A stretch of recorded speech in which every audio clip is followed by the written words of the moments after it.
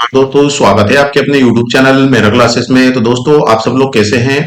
उम्मीद करते हैं कि सब लोग ठीक ही होंगे और आपकी जो स्टडी है बहुत ही अच्छी तरीके से चल रही होगी। तो दोस्तों, जैसे कि आप सभी को पता है कि एमपी सेट 2025 का जो एग्जाम है 11 जनवरी 2026 में होने जा रहा है और इसके रिगार्डिंग हम कोर्स और टेस्ट सीरीज लॉन्च कर चुके हैं। आप बिल्कुल हमसे जुड़ सकते हैं। और इसके बाद आज की वीडियो में हम 2022 में जो एमपी सेट हुआ था उस पेपर पर डिस्कशन करने वाले हैं। तो दोस्तों, चलते हैं हम आगे की ओर। और आगे बढ़ने से पहले आप सभी से रिक्वेस्ट जरूर करना चाहेंगे, यदि आप हमारे चैनल पर नए हो तो चैनल को जरूर सब्सक्राइब कर लेना। तो दोस्तों, हम चलते हैं आगे की ओर।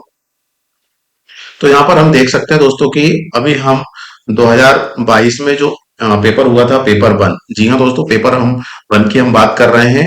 और general paper on teaching and research aptitude paper one paper two की सभी सब्जेक्ट की टेस्ट सीरीज हम चला रहे हैं। लास्ट के एक मंथ में आप टेस्ट सीरीज ज्वाइन कर सकते हैं। फीस है मात्र 299। जी हाँ दोस्तों, 299 फीस है। और जुड़ने के लिए हमारा जो ऐप है, ऐप की जो लिंक है हमारे वीडियो के डिस्क्रिप्शन में दे दी गई है। और आप उसको डाउनलोड कीजिए और जिस सब्जेक्ट से आप बिलोंग करते हैं उसका डेमो देखिए। साथ में आपको पीडीएफ भी मिलेगी, कुछ नोट्स भी मिल जाएंगे।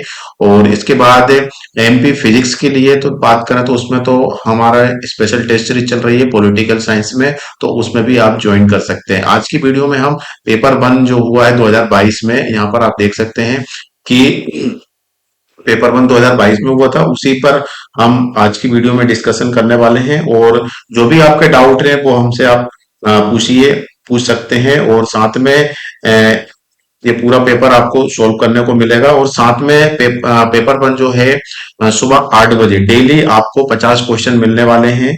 जी हाँ दोस्तों, आप बिल्कुल सही सुन रहे हैं। और इसके बाद आपको डेली 50 एफएलटी मिलेंगे। ऐसा भी नहीं है कि ओनली किसी एक टॉपिक पे मिलने वाले हैं, एफएलटी मिलेंगे। तो आप बिल्कुल कनेक्ट हो जाइए। चैनल पर नए हो तो चैनल को जरूर सब्सक्राइब कर लेना, ठीक है ना दोस्तों? तो चलते हैं हम आगे की ओर। ठीक है, तो पहला क्वेश्चन हम देखने वाले हैं। तो पहला क्वेश्चन आपके सामने है दोस्तों।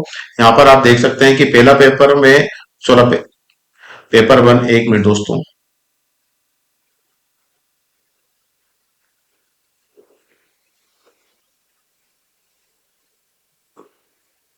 तो यहाँ पर हम देख सकते हैं कि हाँ, question number one. Question number one क्या कहना चाह रहा है? जिनके पास इंटरनेट की पहुंच नहीं है उन लोगों के लिए निम्नलिखित में से कौन डीटीएच चैनल सहायक सिद्ध होते हैं? इसको इंग्लिश में भी हम देख सकते हैं। Which of the following DTH channels are meant to support and reach who do not have access to the internet? तो पहला ऑप्शन है हमारे पास है दीक्षा, दूसरा ऑप्शन है स्वयं प्रभा, एवं सी ऑप्शन है निष्ठा, एवं डी ऑप्शन है स्वयं। ठीक है, आपका आंसर क्या हो सकता है और इसमें क्या पूछा गया है उसके रिगार्डिंग आप अपने माइंड में सोच सकते हैं कि इसका आंसर ए हो सकता है, बी हो सकता है, सी हो सकता है या फिर डी हो सकता है। ये हम पेपर वन है 2022 में, पेपर वन का ए से, ठीक है ना? तो इसका जो आंसर है दोस्तों वो है बी ऑप्शन। जी हाँ दोस्तों, बी ऑप्शन इसके सही है, स्वयं प्रभा। ठीक है ना, बी ऑप्शन इसका सही है। नेक्स्ट क्वेश्चन के लिए हम चलते हैं। और बी ऑप्शन आपका सही है तो बिल्कुल आप सही है, और आप हमें कमेंट सेक्शन में भी आप कमेंट कर सकते हैं। और क्वेश्चन नंबर टू में हम देखें दोस्तों, तो यहाँ पर आप देख सकते हैं कि निम्नलिखित में से कौन सा चॉइस बेस्ड क्रेडिट सिस्टम का सर्वोत्तम लाभ है? तो पहला ऑप्शन है यहाँ पर शिक्षक केंद्रित से सामग्री केंद्रित शिक्षा पर ध्यान केंद्रित करना। बी ऑप्शन है शिक्षकों के लिए लचीलापन प्रदान करना। सी ऑप्शन है छात्रों की विश्वसनीयता में सुधार करना। एवं डी ऑप्शन है शिक्षक केंद्रित से विद्यार्थी केंद्रित शिक्षा पर ध्यान आकर्षित करना। तो इसका ऑप्शन क्या हो सकता है? आप इंग्लिश में भी रीड कर सकते हैं, जिस लैंग्वेज में आपको सुटेबल है उसमें आप इसको रीड कर सकते हैं। यदि आपको इसका आंसर पता है तो कमेंट सेक्शन में आप हमें कमेंट कर सकते हैं। वैसे दूसरे का जो आंसर है ऑप्शन डी। जी हाँ दोस्तों, ऑप्शन डी आपका सही आंसर है। ठीक है, शिक्षक केंद्रित से विद्यार्थी केंद्रित शिक्षा पर ध्यान आकर्षित करना। अब इसके बाद क्वेश्चन नंबर जो तीन है, क्वेश्चन नंबर तीन क्या कहना चाह रहा है? शिक्षा एक खालिस्तान प्रक्रिया है। ऑप्शन ए त्रिध्रुवीय, ऑप्शन बी द्विध्रुवीय, सी ऑप्शन एक ध्रुवीय, एवं क्वेश्चन ऑप्शन डी है बहुध्रुवीय। ठीक है।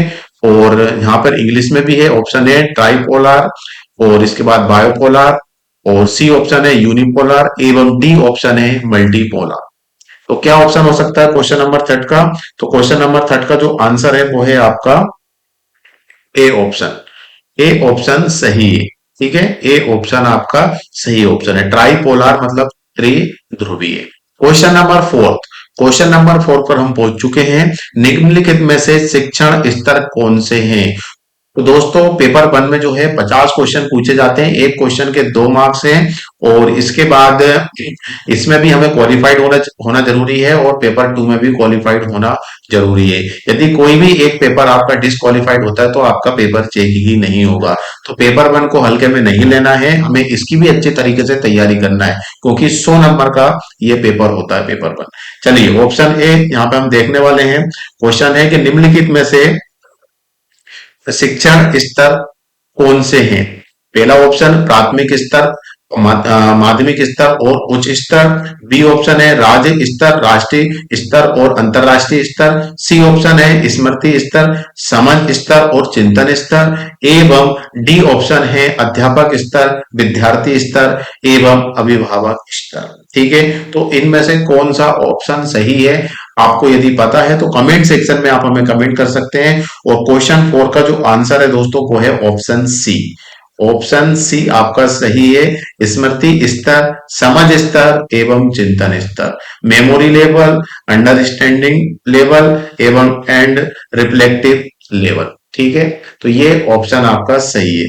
क्वेश्चन चलते हैं हम क्वेश्चन नंबर 5 की ओर। तो यहाँ पर आप देख सकते हैं क्वेश्चन नंबर 5 जो है, शिक्षण की कौन सी विधि विद्यार्थियों में पूछताछ की भावना विकसित करती है? ठीक है, तो इसका ऑप्शन यदि इंग्लिश में देखें तो बीच method of teaching develop spirit, spirit of inquiry in study. तो ऑप्शन ए है आपका परियोजना विधि, ऑप्शन बी है अन्वेषण विधि, ऑप्शन सी है समस्या समाधान विधि, एवं क्वेश्चन डी है प्रयोगशाला विधि। ठीक है, तो इसका ऑप्शन यदि आपको पता है, आंसर पता है, तो कमेंट सेक्शन में आप हमें कमेंट कर सकते हैं। तो क्वेश्चन नंबर जो 5 है दोस्तों, उसका जो आंसर है वो है ऑप्शन बी। ठीक है, बी ऑप्शन है आपका सही। क्वेश्चन नंबर 6 के लिए चलते हैं हम आगे की ओर। क्वेश्चन नंबर 6 है कि निम्नलिखित में से निम्नलिखित में से शोध प्रक्रिया का पहला चरण कौन सा है? Question number 6, which of the following is the first step in the research process? First है ऑप्शन ए सूचना के स्रोतों की खोज करना, बी ऑप्शन है संबंधित साहित्य का सर्वेक्षण, सी ऑप्शन है अनुसंधान के व्यापक क्षेत्र की पहचान, और ऑप्शन डी है समस्या के समाधान की खोज। ये चार ऑप्शन है, और जहां तक है कि अभी आपकी पूरी सिलेबस जो है कंप्लीट हो चुका होगा और अभी आपका रिवीजन चल रहा होगा, तो इसके जो आंसर है वो तो आप इजीली तरीके से बता सकते हैं। कमेंट्स में हमें जरूर बताइएगा दोस्तों, और चैनल पर नए हो तो चैनल को जरूर सब्सक्राइब कर लेना, क्योंकि मॉर्निंग में 8 बजे 50 क्वेश्चन आपको डेली मिलने वाले हैं। ठीक है ना? तो यहाँ पर क्वेश्चन नंबर 6 का जो आंसर है दोस्तों वो है आपका सी ऑप्शन। सी ऑप्शन सही है। ठीक है, इसके बाद सी ऑप्शन सही है। क्वेश्चन नंबर हम 7 के लिए चलते हैं आगे की ओर। तो क्वेश्चन नंबर 7 में हम देखें तो निम्नलिखित में से कौन सा गैर पैरामीट्रिक परीक्षण है? पहला ऑप्शन सा प्रसरण का विश्लेषण, बी ऑप्शन है आपका मध्यिका परीक्षण, सी ऑप्शन है प्रसरण का विश्लेषण, एवं डी ऑप्शन है जटिल अनुपात। तो इसका आंसर आप हमें बता सकते हैं। तो इसका जो सही आंसर है दोस्तों 7वें का वो है बी ऑप्शन, मध्यिका परीक्षण। ठीक है ना? बी ऑप्शन सही है, मीडियन टेस्ट। क्वेश्चन नंबर है जो है 8। क्वेश्चन नंबर जो 8 है, आप देख सकते हैं कि निम्नलिखित में से कौन सा अनुक्रम शोध करने में सबसे तार्किक क्रम का प्रतिनिधित्व करता है? ऑप्शन ए है, बी है और सी है। अब ये क्वेश्चन थोड़े जो ऑप्शन है दोस्तों लेंदी है, और कभी कभी ऐसा होता है कि हम तैयारी नहीं करते हैं तो जो ऑप्शन ए पढ़ते हैं, जैसे कि ऑप्शन ए पढ़ा हमने, बी ऑप्शन पढ़ा, तो ये ऑप्शन बी पढ़ने जाते हैं तो ये ऑप्शन इतना बड़ा है कि हम ऊपर वाला तो हम भूल ही जाते हैं। तो इसके रिगार्डिंग क्या करना होता है कि अपने थोड़ा अच्छे से तैयारी करनी होगी, या फिर ऐसे क्वेश्चन को लाइटली लेना है, समय भी इसमें नहीं बिताना है, क्योंकि आपको लिमिटेड टाइम मिलता है। तो ज्यादा यदि क्वेश्चन समझ में नहीं आ रहा है और लेंदी है, तो उसको थोड़ा सा लाइट लीजिए, और इसके बाद थोड़ा सा मतलब थोड़ा ट्रिक लगा के या कुछ इस तरीके से अपन इसको सोल्व कर सकते हैं। मतलब ऐसे क्वेश्चन को ज्यादा डीपली भी नहीं लेना है, क्योंकि ज्यादा डीपली लोगे तो आपको यहाँ पे टाइम ज्यादा ले सकते हैं इस क्वेश्चन के लिए। एक क्वेश्चन के लिए कम से कम आपको, मतलब एक पेपर वन में 60 मिनट मिलते हैं आपको, तो कोई सा क्वेश्चन जल्दी भी आंसर आ जाता है और किसी क्वेश्चन में हमें टाइम भी लग सकता है। तो वो टाइम को मैनेजमेंट करना है इस क्वेश्चन के अंदर, ठीक है ना, तभी आप इसको आगे कर सकते हैं। क्वेश्चन नंबर जो 8 है ना दोस्तों, उसका जो सही आंसर है वो है option option A. Option A आपका क्वेश्चन नंबर 8 का सही है। अब चलते हैं अपन आगे की ओर। Question number 9। क्वेश्चन नंबर 9 क्या है, यहाँ पे आप देख सकते हैं कि औपचारिक शिक्षा के बारे में जनजाति लोगों की धारणा शीर्षक का अध्ययन किस प्रकार के शोध का अंतर्गत आता है।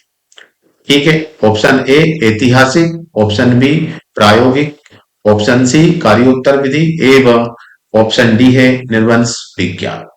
तो इसका आंसर आप बताइए हमें कमेंट सेक्शन में, और या फिर आपके माइंड के अंदर सोच कर रखिए कि इसका आंसर ये हो सकता है। क्वेश्चन नंबर जो 9 है दोस्तों, उसका आंसर है डी। क्या है इसका आंसर? डी वाला ऑप्शन सही है। ठीक है, डी वाला ऑप्शन आपका सही है। अब हम चलते हैं क्वेश्चन नंबर 10 के रिगार्डिंग। तो क्वेश्चन नंबर 10 जो है आपका एमपीएसएस से आज से है। अब इसमें फुल फॉर्म पूछा है एमपीएसएस, तो इसको हिंदी में फुल फॉर्म बताना में थोड़ी दिक्कत नहीं, काफी दिक्कत होती है, इसीलिए इसको इंग्लिश में समझना चाहिए ऐसे फॉर्म को। तो एसपीएसएस का फुल फॉर्म क्या है?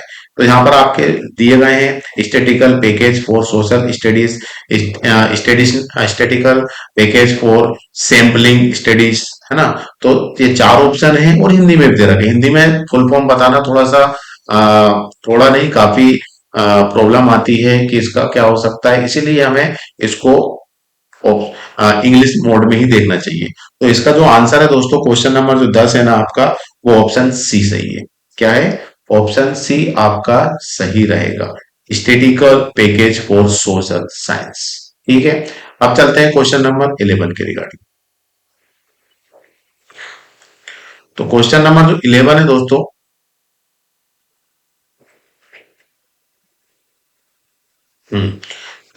देख सकते हैं क्वेश्चन नंबर जो 11 है, 11 आपका अपठित गद्यांश है, पैसेज आ चुका है।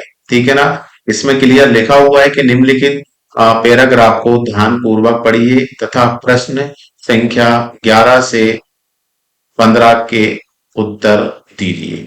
ठीक है ना, तो हाँ, तो यहाँ पर क्या करना चाहिए, इसमें भी टाइम बहुत ज्यादा लगता है दोस्तों। तो इसीलिए इस क्वेश्चन को भी हमें कैसे करना होता है, जैसे कि क्वेश्चन दिए गए हैं, ठीक है ना, ये तो आपका पूरा पैसेज हो गया, है ना, ये हिंदी में भी है और इंग्लिश में भी है। तो हमें सबसे पहले क्वेश्चन पढ़ लेना चाहिए, जैसे कि शांति निकेतन आश्रम किसके द्वारा स्थापित किया गया है। क्वेश्चन नंबर जो 11 से लेके 15 के उत्तर दीजिए। 11 से लेके 15 मतलब पैराग्राफ को पढ़कर हमें आंसर देना है। तो यहाँ पर शांति निकेतन आश्रम किसके द्वारा स्थापित किया गया था, ठीक है ना। तो इस पैसेज को पढ़ के हमें आंसर देना है।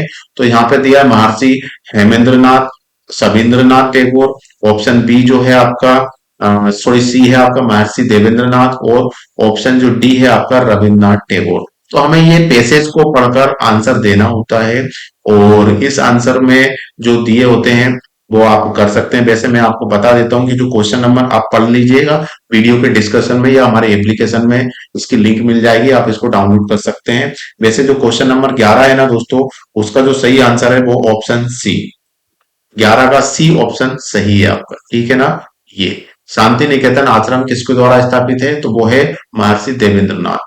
ऑप्शन में यही बताया पीएससी ने। ठीक है, इसके बाद 12वें क्वेश्चन पे हम चलेंगे। आश्रम का उद्देश्य क्या था, वही पैराग्राफ को पढ़ के हमें आंसर देना है। तो इस 12वें का आंसर है वो है आपका ऑप्शन डी। क्या है? ऑप्शन डी आपका सही है। इसको पढ़ लीजिएगा, ये पैसेज है, इसको अपन ज्यादा नहीं ले सकते, टाइम नहीं लेना है अपन इसमें। और क्वेश्चन को पढ़ के पैराग्राफ को सब पढ़ना है आपको, पहले पैराग्राफ नहीं पढ़ना है, और हमें पहले क्वेश्चन को पढ़ना है और इसके बाद उसमें जाना है।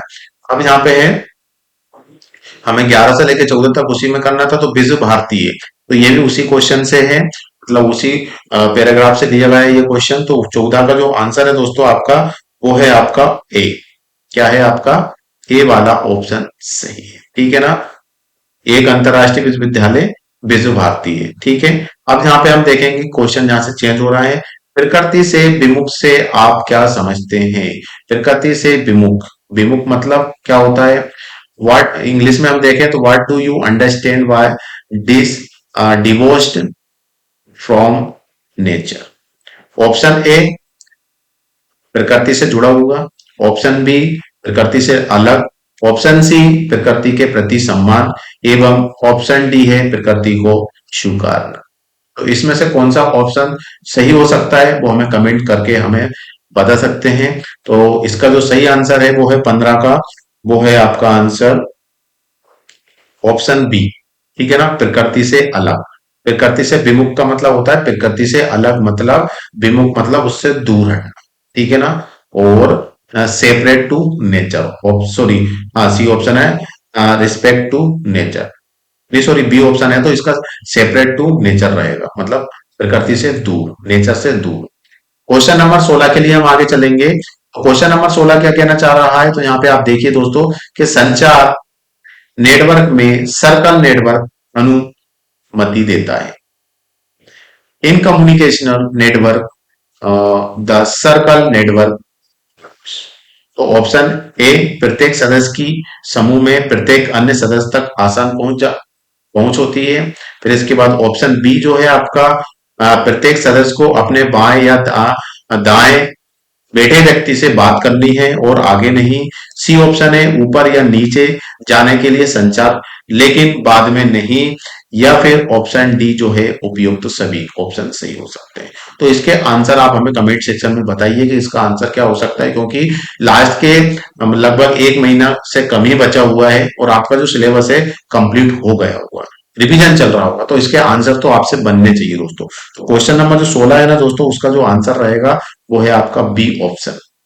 16 का बी ऑप्शन आपका सही रहेगा। चलिए चलते हैं हम 17वां क्वेश्चन पर। 17वें क्वेश्चन पर आप देख रहे हैं दोस्तों कि ग्रेप वाइन संचार में शामिल नहीं है, ठीक है। Grapevine communication does not include.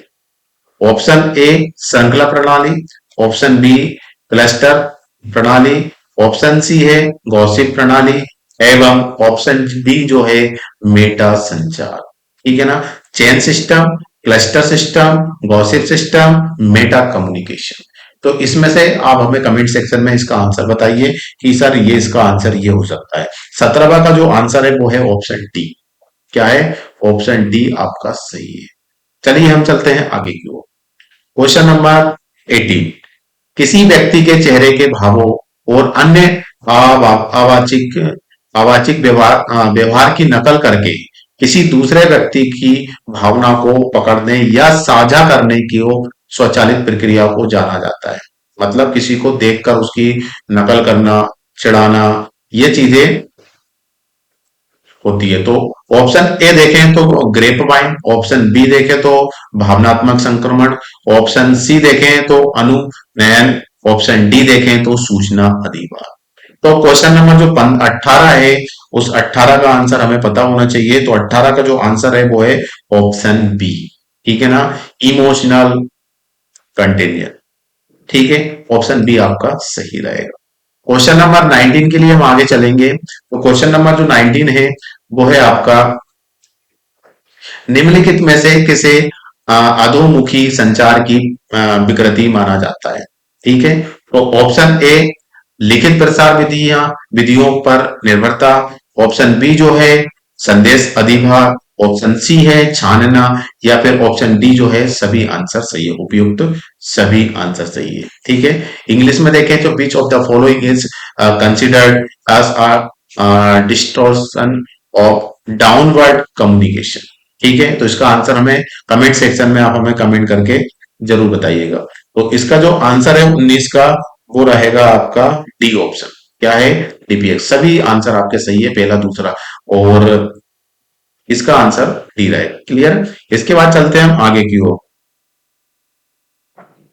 हाँ, क्वेश्चन नंबर 20 जो है, क्वेश्चन नंबर जो 20 है, आप देखिए क्वेश्चन नंबर 20 है, भेल भोपाल में एक विशेष तंत्र विकसित किया गया है जिसका संक्षिप्त नाम एम ई कॉम है। क्या है? एम ई सी ओ एम या एम ई कॉम है। ठीक है ना? मेकॉम है। इसका अभिप्राय क्या है? ठीक है। In BHEL Bhopal in special mechanism has been developed with a acronym MECOM it stand for. ठीक है, तो इसका मतलब क्या है, अभिप्राय क्या है? तो पहला ऑप्शन है मध्य कर्मचारी संचार, बी ऑप्शन है पारस्परिक आर्थिक संचार, ऑप्शन सी है प्रबंधन और कर्मचारी संचार, और एवं ऑप्शन जो डी है प्रबंधन और बाहरी संचार। ठीक है, तो इसका आंसर हम पता होना चाहिए कि क्या है, और इसका आंसर आपको पता है तो कमेंट सेक्शन में आप हमें कमेंट करके जरूर बताइएगा। तो 20 का जो सही आंसर है वो है ऑप्शन सी। ऑप्शन सी आपका सही है। ठीक है, चलते हैं हम नेक्स्ट क्वेश्चन के लिए दोस्तों आगे की ओर। क्वेश्चन नंबर जो 21 है दोस्तों, ये क्वेश्चन नंबर 21 भी बहुत अच्छा क्वेश्चन है, और ना इंग्लिश मतलब मैथमेटिक्स आ गई है। तो यहाँ पर हम देखने वाले हैं कि एक कक्षा में 15 छात्रों और एक शिक्षक की औसत आयु 18 वर्ष है। यदि शिक्षक की आयु हटाई जाती है तो छात्रों की औसत आयु 1 वर्ष कम हो जाती है, तो फिर शिक्षक की आयु कितनी होगी? तो इसका हमें सॉल्यूशन करना होगा, और सॉल्यूशन के बाद ही हम इसका आंसर निकाल पाएंगे। ठीक है ना? तो इसका आंसर आपको पता होना चाहिए। ठीक है, क्योंकि आपने इसकी तैयारी कर चुके हैं, और इसके बाद आपका जो, तो इसको आप अच्छे तरीके से पहले पढ़ लेना है हमें, क्योंकि मैथमेटिक्स है, और मैथमेटिक्स में कुछ प्रॉब्लम तो आती ही आती है। ठीक है ना?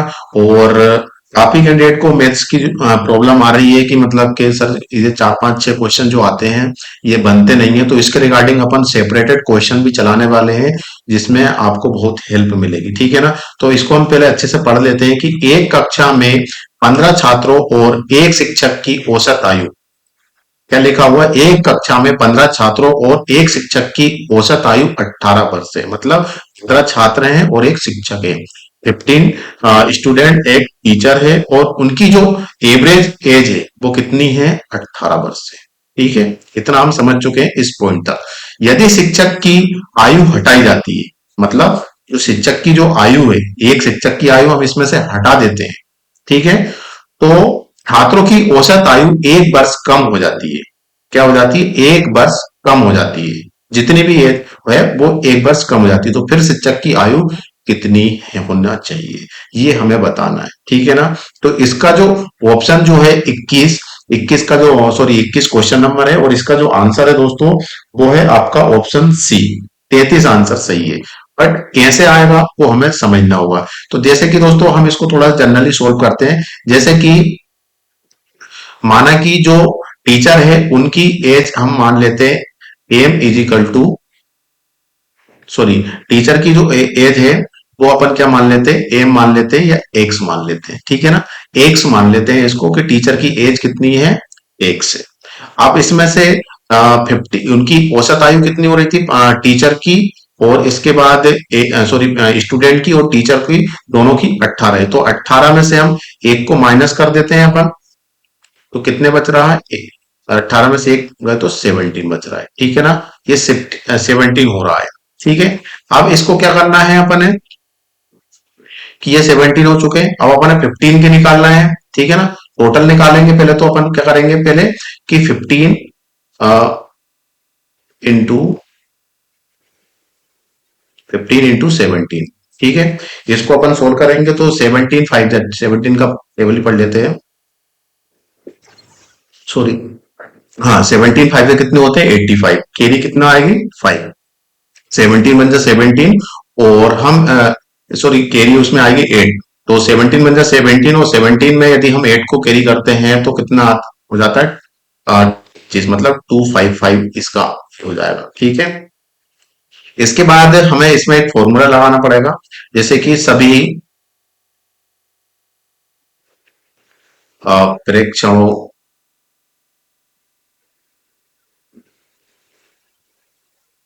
की संख्या और प्रेक्षणों का, नहीं ये उल्टा होगा दोस्तों, इसको समझ लेना। ये ऊपर नीचे हो जाएगा, इंटरचेंज कर लेना। मैं इसको फॉर्मूला में कर देता हूँ डिजाइन। तो यहाँ पे आप देखिए कि यहाँ पे हम लिखेंगे 2 2 5 प्लस, हमने एक्स माना था, यहाँ पे आप देख लीजिए, तो एक्स ले लेते हैं यहाँ पर। और नीचे हो जाएगा 18, क्योंकि टोटल है।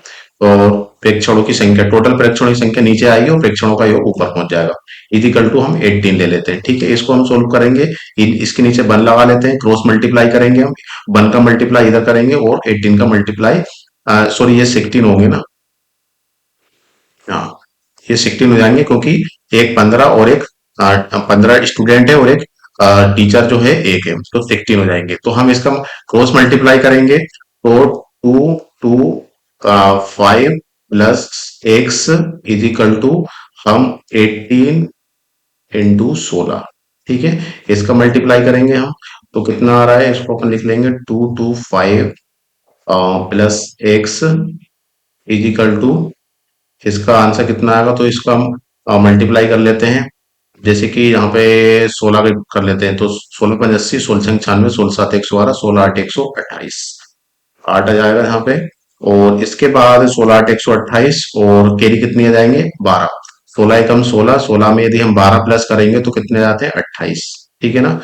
मतलब 28 2 88, 16 10, हाँ ठीक है, 288 आ जाएंगे। अब इसको अपन सोल्व करेंगे, तो एक्स को बाहर निकाल लेंगे, और इसके बाद 288 -225, ठीक है। इसको अपन माइनस कर लेते हैं, तो 8 में से 5 जाएंगे तो कितने बचेंगे, 3 बचेंगे। और इसके बाद 8 में से 2 जाएंगे तो यहाँ 6 बचेंगे, और 2 में तो जाएंगे तो कैंसिल, मतलब 63 इसका आंसर आ रहा है। तो 63 आंसर तो इसका नहीं आ रहा है, ठीक है। इसका आंसर सी, मतलब 33 आंसर आना चाहिए। मतलब मैंने यहाँ पे कुछ ना कुछ मिस्टेक की है दोस्तों। 1 मिनट रुक जाइए। इसका आंसर आंसर आंसर इसका आंसर, 1 मिनट 288 255, अच्छा ठीक है। यहाँ पे 2 2 5 आएंगे, यहाँ पे मल्टीप्लाई करने पे, ठीक है ना। ये यहाँ पे मिस्टेक हुई है, यहाँ पे आएंगे 255, ठीक है। ये 255 आएंगे, और यहाँ पे 2 2 5, यहाँ पे 5 आता है आपका, ठीक है। और यहाँ पे भी 5 आ जाएंगे, तो यहाँ पे इसका जो आंसर आ जाएगा वो हो जाएगा 33, ठीक। इसका 33, मतलब ऑप्शन सी आपका सही हो जाएगा, ठीक है। अब इसके बाद हम चलते हैं क्वेश्चन नंबर 22 के रिगार्डिंग। क्वेश्चन नंबर जो 22 है, क्या हो सकता, क्वेश्चन क्या है, एक गांव में 250 किसानों में से 28% किसानों ने गन्ने की फसल ली है। इन गन्ना उत्पादक किसानों में से 40% किसान सहकारी चीनी कारखाने के सदस्य हैं, तो कितने किसान सहकारी चीनी कारखाने के सदस्य हैं, ये हमें फाइंड करना है। तो इनको तो बहुत आसानी तरीके से हम कर सकते हैं। जैसे कि हम यहाँ पे एक चीज और हमें समझना है कि हमें यदि परसेंटेज लगाना होता है तो 100 से मल्टीप्लाई करते हैं, और परसेंटेज हटाते हैं तो 100 का हम डिवाइड करते हैं। इस बात का हमें ध्यान रखना है, तो वही चीज हमें फॉलो करना है। जैसे कि 250 दे रखे हैं, 250 और इंटू 28, 28 में परसेंटेज लगी, इसके परसेंटेज हमें हटाना पड़ेगा, तो इसको हम 100 से क्या कर देंगे, डिवाइड कर देंगे। मल्टीप्लाई, हमें 40% है, 40% ये से, और नीचे हम क्या कर देंगे, डिवाइड कर देंगे 100 से, क्योंकि परसेंटेज हटाना है। तो एक जीरो से एक जीरो कैंसिल कर देंगे हम, और दूसरी जीरो से ये जीरो खत्म कर देंगे हम, क्लियर है। अब इसको 25 से हम इसको काट देंगे, 25 से कम 25, और 25 चुक कितने होते हैं, 100, ठीक है ना। 25 बन जाए 25, और 25 4 जो होते हैं 100, 4 हो रहे हैं। फिर इसके बाद इस 4 से 4 को काट देंगे, और यहाँ पर क्या बचेगा, ओनली 28, ठीक है ना। कितना बच रहा है, 28। तो इसका जो सही आंसर होगा वो ऑप्शन ए आपका सही है। इस तरीके से हम इसको आसानी से निकाल सकते हैं।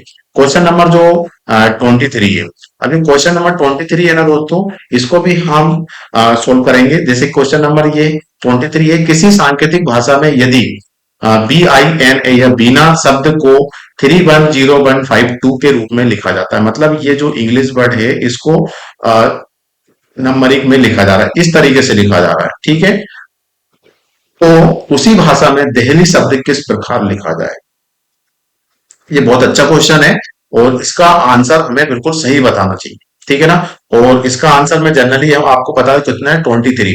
तो 23 का जो आंसर है दोस्तों वो है आपका ऑप्शन डी, ठीक है ना। ऑप्शन डी आपका सही रहेगा। लेकिन कैसे नहीं आया ये, उसको हम थोड़ा सोल्व करते हैं। जैसे कि दोस्तों मैं आपको थोड़ा सा ट्रिक बता देता हूँ उसको। तो सबसे पहले तो आप रफ पेज में एबीसीडी लिख लेना है पूरी, ठीक है ना। जैसे कि मैं एबीसीडी लिख लेता हूँ यहाँ पे, ए बी सी डी ई और ये एफ, ठीक है ना। एफ के बाद जी होगा, एच आई जे के और एल, आपका बड़ा वाला एल। इसका बाद M N O P Q R, और इसके बाद एस टी यू भी और डब्लू। एक दो तीन चार पाँच छ, एक दो तीन चार पाँच छ, डब्लू एक्स, और इसके बाद वाई और ये जेड, ठीक है ना।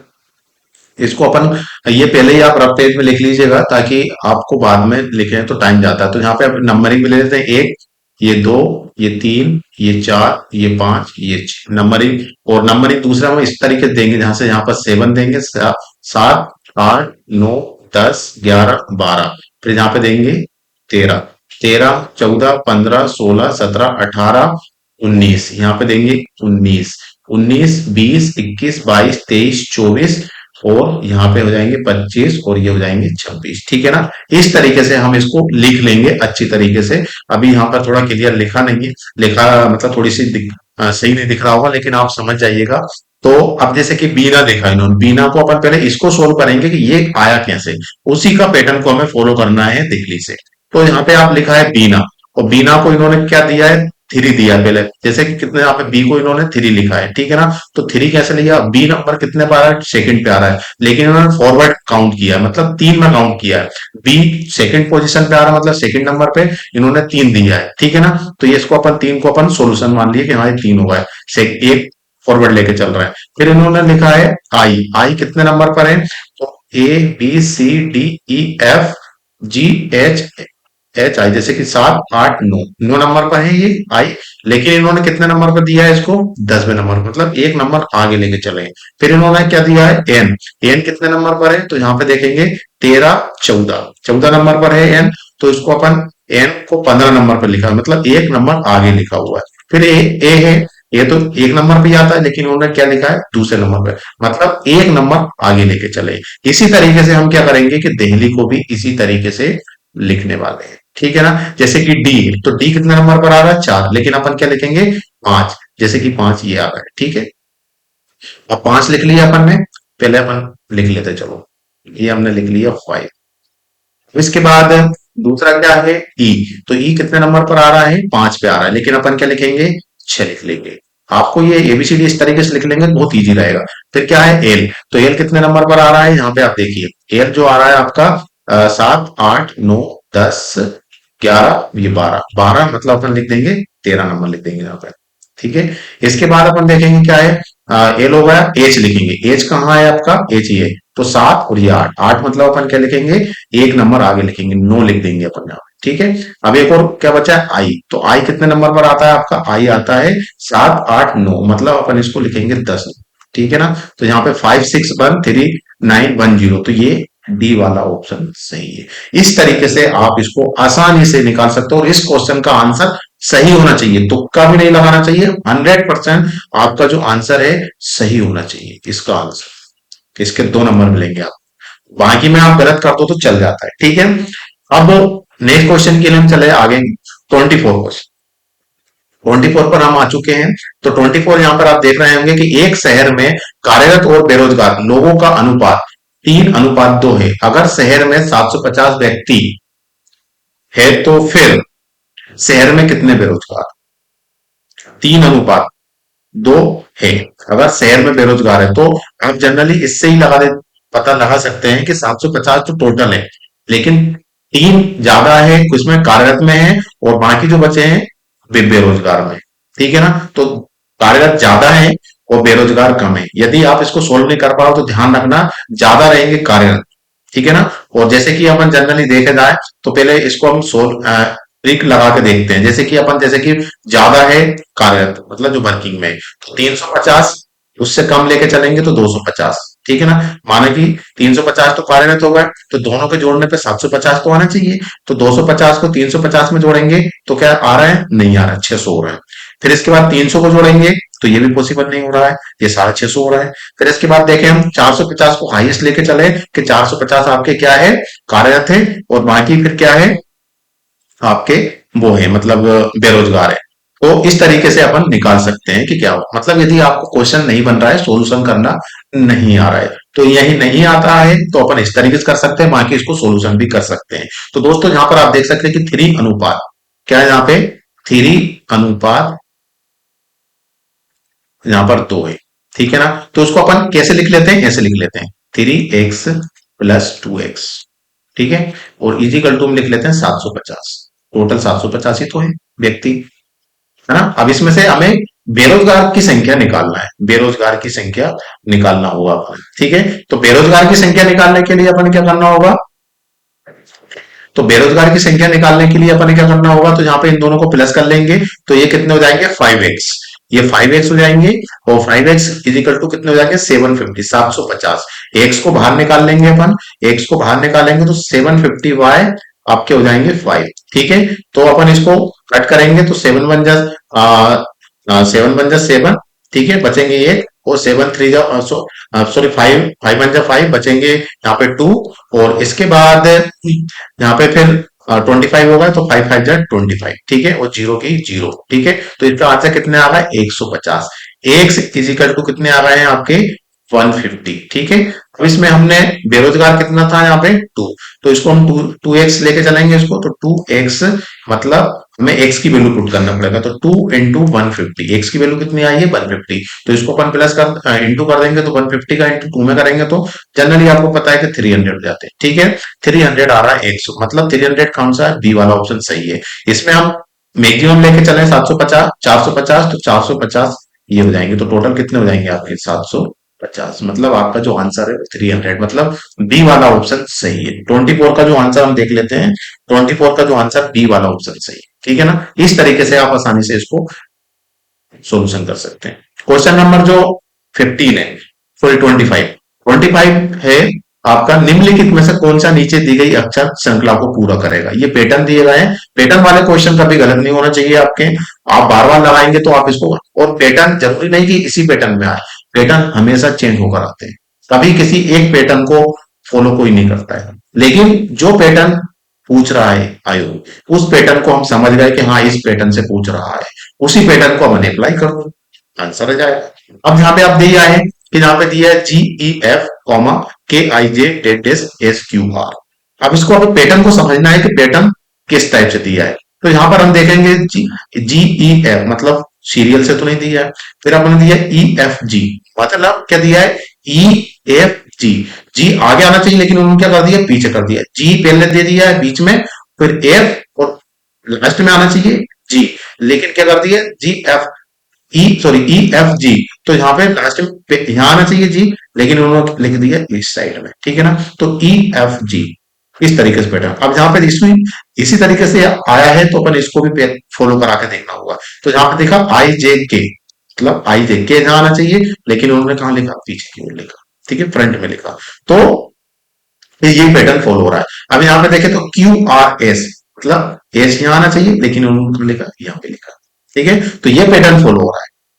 यहाँ पे बीच में क्या आना चाहिए, इसका आप पैटर्न फॉलो करते हुए इसका आसान निकाल सकते हैं, ठीक है ना। तो 25 का जो आंसर है दोस्तों वो है आपका बी, मतलब MNO, MNO जहां आना चाहिए लेकिन उन्होंने क्या लिखा, ठीक है। तो इसका आंसर कौन सा होगा, बी ऑप्शन सही होगा। अब चलते हैं नेक्स्ट क्वेश्चन के लिए हम आगे की ओर। क्वेश्चन नंबर जो 26 है, 26 आगमनात्मक तार्किकता आधारित है। ऑप्शन ए प्रकृति की समरूपता पर, ईश्वर की बनाई दुनिया पर, सी ऑप्शन है प्रकृति की एकता पर, ऑप्शन डी है प्रकृति के नियम पर। तो इसका आंसर बताइए कमेंट सेक्शन में यदि आपको पता होता है। तो क्वेश्चन नंबर जो 26 है दोस्तों, हाँ, क्वेश्चन नंबर जो 26 है उसका आंसर है ए। क्या है? ए वाला ऑप्शन सही रहेगा, ठीक है ना, uniformly of nature. Question number 27, question number 27 हम देखने वाले हैं। तो क्वेश्चन नंबर 27 देखें तो यहाँ पे लिखा हुआ है कि निम्नलिखित में से कौन से कथन एक दूसरे के प्रतिवादी हैं। ठीक है, तो ऑप्शन ए है सभी पुरुष अच्छे हैं, बी ऑप्शन कोई आदमी अच्छा नहीं है, ऑप्शन सी कुछ पुरुष अच्छे हैं, और ऑप्शन डी है कुछ पुरुष अच्छे नहीं है। ये आपके स्टेटमेंट कह सकते हो, ये ऑप्शन नहीं है, ध्यान रखना इस बात का। ये सिर्फ स्टेटमेंट है, हमें इस स्टेटमेंट के आधार पर हमें आंसर बताना है, ठीक है ना। तो निम्नलिखित में से कौन से कथन एक दूसरे के प्रतिवादी है, कथन दे रखे हैं, स्टेटमेंट दे रखे, ठीक है ना, तो इसको हमें बताना है। तो अब यहाँ पे लिखे हैं नीचे ए, और ए तथा बी, या बी तथा सी, सी तथा डी, एवं ए तथा डी, इसमें से कौन सा ऑप्शन सही होना चाहिए, ठीक है। तो इसमें से क्वेश्चन नंबर यदि हम देखें 27, तो 27 का जो सही आंसर होगा वो है आपका ऑप्शन ए, पहला वाला ऑप्शन सही है आपका, ठीक है। आपको आंसर पता होगा तो बहुत अच्छी बात है, बाकी इसके आधार पर आप देख सकते हैं। अब यहाँ पे क्वेश्चन नंबर 28 जो है निम्नलिखित, सॉरी, न्याय न्याय वाक्य, न्याय युक्त एक औपचारिक 5 स्तंभ तर्क वाक्यों को नियोजित करता है। सूची 1 के पदों को सूची 2 के पदों से सुमेलित कीजिए, ठीक है। तो यहाँ पे आप देखेंगे सूची 1 यहाँ दे रखी है, सूची 2 यहाँ पे दे रखी है, ठीक है। मतलब इसको हमें मैचिंग करना है, किस तरीके के आधार पर हम इसको मैचिंग करा पाएंगे, ठीक है। तो यहाँ पे आप देख रहे हैं ऑप्शन दे रखे हैं, और ऑप्शन दे रखे हैं, इसके आधार पर हमें आंसर देना है। तो option A B C D, इसका आंसर आपको पता होता है तो बिल्कुल आप हमें बता सकते हैं। थोड़ी वीडियो लेंथी हो रही है इसीलिए हम इसको शॉर्ट फॉर्म में बता रहे हैं। तो क्वेश्चन नंबर जो 28 है ना दोस्तों, तो उसका जो आंसर है वो है ऑप्शन सी, ऑप्शन सी आपका सही आंसर रहेगा, ठीक है। अब इसके बाद हम नीचे स्क्रॉल कर लेते हैं, क्वेश्चन नंबर 30 कर लेते हैं, बाकी 20 क्वेश्चन अपन नेक्स्ट करेंगे, या फिर हम ऐप पे करा देंगे। तो आप ऐप से तो जुड़े ही जुड़े हो, बाकी आप नहीं जुड़े हैं तो बिल्कुल आप जुड़ जाइए, फीस ज्यादा नहीं है, मात्र 500 रुपए है, जिसमें आपको लेक्चर्स और ये सब कुछ मिल जाएंगे आपको, ठीक है ना। निम्नलिखित में से कौन सा हेतवाभास एक अनियमित मध्य पद पर भ्रम है, ठीक है ना। तो यहाँ पे आप देखिए सभ्य विचार, इसके बाद बाध्यता, सद प्रतीक पक्ष, या सद्य सभा, ठीक है। तो इसका आंसर क्या हो सकता है 29 का जो सही आंसर है वो है ए ऑप्शन, ठीक है ना, ए ऑप्शन आपका सही रहेगा। क्वेश्चन नंबर 30, हम यहाँ पे देखेंगे क्वेश्चन नंबर 30, सभी पक्षी अंडे देते हैं, सभी जो पक्षी हैं उड़ने वाले या नहीं उड़ने वाले वो अंडे देते हैं, ठीक है। अब बी ऑप्शन, बी में दे रखा है कौवे पक्षी हैं, और सी है कौवे अंडे देते हैं, ठीक है। तो उपयुक्त कथन जो दे रखे हैं किस प्रकार उल्लेख करता है, तो ऑप्शन ए आगमनात्मक विवेचनात्मक तर्क, या फिर बी ऑप्शन है निगमनात्मक तर्क, एवं सी ऑप्शन है दोनों ए तथा बी, एवं डी जो ऑप्शन है वो है आपका उपयुक्त में से कोई नहीं। तो इसका आंसर आपको पता है तो बिल्कुल आप हमें कमेंट सेक्शन में आप हमें कमेंट करके बता सकते हैं। वैसे बी वाले का जो, सॉरी, 30 वाले का जो आंसर है बी वाला ऑप्शन सही है, ठीक है ना, बी वाला ऑप्शन सही है कि कौवे पक्षी हैं, ठीक है ना। कौवे अंडे देते हैं ये तो हो ही नहीं सकता, सभी पक्षी अंडे देते हैं ये भी नहीं हो सकता है, तो कोई सीधी सी बात है कि कौवे पक्षी तो हैं लेकिन अंडे नहीं दे रहे, ठीक है बात है। तो ये ऑप्शन बी है, ठीक है ना। जो 30 क्वेश्चन हो चुके हैं दोस्तों, बाकी जो 20 क्वेश्चन है वो हम रिमेनिंग पार्ट में बता देंगे, बाकी ऐप में तो आपको मिल ही जाएंगे। और टेस्ट सीरीज दोस्तों आप जुड़ जाइए, टेस्ट सीरीज हमारे पास चल रही है, टेस्ट सीरीज की जो फीस है मात्र 299 है ना। ऐप से आप जुड़ जाइए, ऐप को डाउनलोड कीजिए जिसकी लिंक वीडियो के डिस्क्रिप्शन में दे दी गई है, ठीक है ना।